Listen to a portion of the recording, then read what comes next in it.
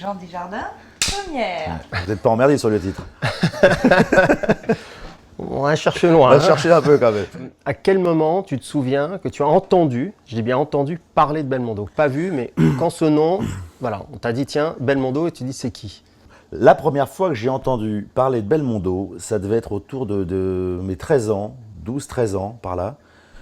J'étais le dernier de 4 garçons, donc je regardais ce que mon père regardait à la télé, évidemment, t'as pas le choix, tu te tais.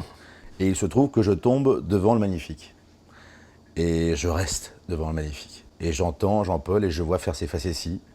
Et il m'amuse beaucoup. Il m'amuse comme un grand clown. Panari, faut que ça mûrisse. Je vois ça. Et je trouve qu'il représente bien sa grande liberté en fait. C'est ce qu'on aime chez Jean-Paul. Ouais. Donc tu me disais, donc là c'est ton père qui, quelque part, qui t'a imposé, en tout cas la vision du premier film. Oui. À quel moment Il m'a toi, imposé Jean-Paul Belmondo. on t'a imposé, T'imagines un peu? tu te rends compte? Quelle horreur. C'était terrible. Je te comprends. Hein. Ah bah oui, j'imagine.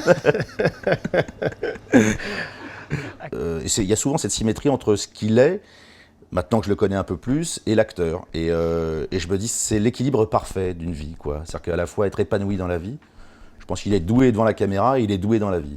Donc quant à ça, c'est ce qu'on recherche toujours en fait, cette espèce d'équilibre-là. Donc si je devais prendre quelque chose de lui, ça serait cet équilibre-là. Et quand tu vas tourner justement à Ouest 117 À Rio, tu...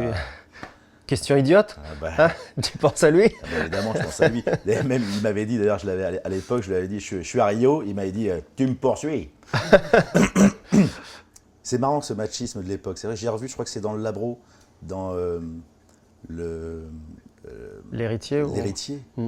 Les baffes dans la gueule Ah, qu'il il en a mis, mettait hein. aux actrices. Je suis très jaloux de ça. Ah, tu pourrais plus aujourd'hui. C'est fini ça. Non, Oublie. mais non, mais tu peux plus. Non. C'est que c'est, oui, vous savez, tac, une prise, hein, mais là, il la démonte, quoi. Tu dis, ah oui, c'est un cinéma.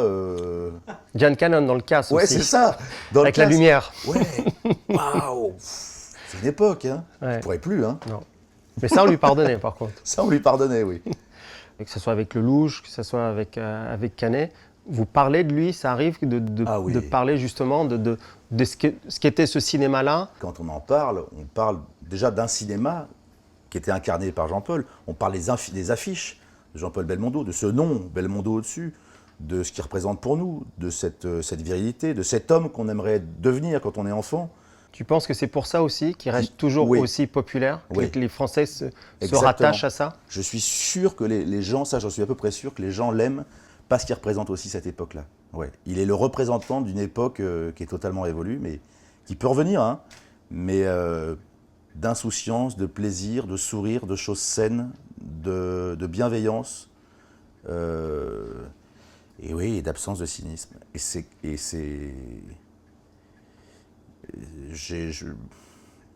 Belmondo président.